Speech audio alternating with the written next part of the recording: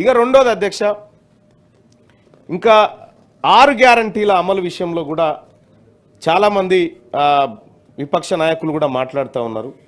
So వాళ్ళు మాట్లాడడానికి కూడా ఏం లేదు అధ్యక్ష అది దాంట్లో. ఎందుకంటే మేము 6 గ్యారంటీలే కాదు ఇంకా కొన్ని గ్యారంటీలు కూడా ఇచ్చినాం, వాటిని అమలు చేయలేకపోయినాం ఇటీవల కాలంలో. ఏంటి అంటే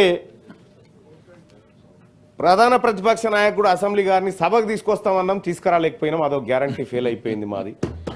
రెండోది కొంతమంది సభ్యుని హక్కు వచ్చేది అది గ్యారెంటీ. మరి ఇంకేంది అధ్యక్ష, 6 గ్యారంటీలో ఈ రాష్ట్ర ప్రభుత్వం టంచన్గా పోవులేదు అధ్యక్ష. వాళ్ళు ఏమి అమలు చేస్తలేరు అనేటువంటి మాట మాట్లాడుతూ ఉంటే అధ్యక్ష, ప్రభుత్వం అధికారంలోకి వచ్చిన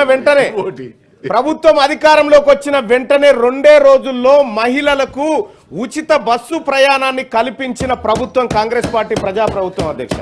మున్సిపాలిటీ ఎప్పుడు అయిపోయిందా? ఉంది, ఇంకా ఉన్నాయి అధ్యక్ష.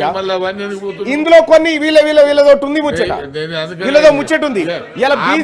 పోకండి సార్, బిల్లు మీద మీ అంశాలు బిల్లు మీదనే సార్ సూచన చెప్పండి. నేను ఇక్కడి నుంచి అక్కడికే పోతున్నాం సార్. దయచేసి